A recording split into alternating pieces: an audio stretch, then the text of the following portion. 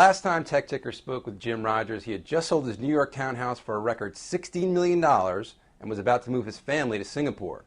We caught up with Rogers on a recent trip to New York and asked him his thoughts on the state of the U.S. economy and how he's feeling about Asia after the crisis. I love being back in New York. I'm very keen on New York and the U.S., as you can well imagine. I am a little surprised that I thought things would be worse in New York, and my friends keep telling me how bad things are. The economy is recovering, or has been recovering for a while. So it's great to be back. It's good to see that the economy is better than I thought it was, and I presume it's going to be better for a while. But let's worry about 2010, 2011. Right. So from your vantage point in Singapore, having now living there, are you more or less bullish on China than you were when you first moved there? No, I'm very keen on Asia. I mean, the major creditor nations in the world are all in Asia now. The largest creditors in the world are China, Japan, Korea, Taiwan, Hong Kong, Singapore. That's where the assets are, whether we like it or not. And the largest debtor nations in the world are the U.S., the UK. I mean, you know where the debts are. And so Asia's doing a lot better. And I presume they will continue to do better. Right. Now, you've been very critical of the United States for all the stimulus spending we've done here. Chinese government also has done massive stimulus spending, larger in a percentage of GDP than the U.S. For lack of a better term, are you okay with that? Was that the right thing for them to do? No, I'm not in favor of stimulus spending anywhere. But in China's case, they saved up a lot of money for a rainy day.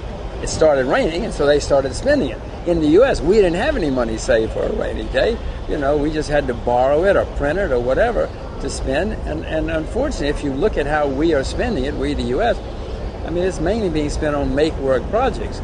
The Chinese, at least, are spending their money on future productivity and future competitiveness. So the Chinese have the money saved up, and they seem to be spending it wiser than we are.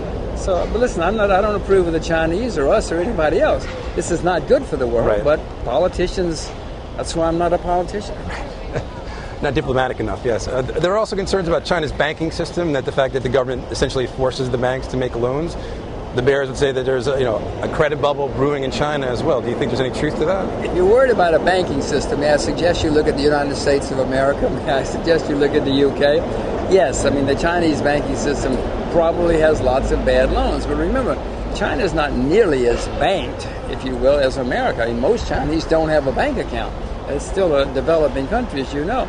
I'm much more worried about the banking system here and in the UK and in Europe than I am in China. It does not mean there are not going to be huge problems in the banking system in China, because yes, I'm sure they're making lots of bad loans. Everybody does.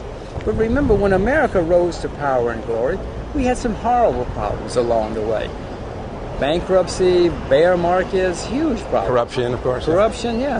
No human rights, civil war. I mean, China's going to have lots of problems too. Don't think I'm that foolish. No. Everybody who rises to power and glory has huge problems, and China's going to have them too. Don't worry. Right. Well, you said in another segment you're very concerned about the U.S. economy. Do you think that China's economy can continue to grow if the U.S. struggles? Again, we saw the decoupling theory debunked a bit in 2008. Look, America's the largest economy in the world. It's the largest in Europe and America. If Europe and America are having problems, everybody's going to be affected.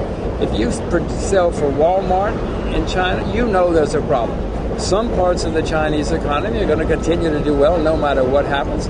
But listen, we can't get away from the fact that America and Europe are 10 times the size of the Chinese economy.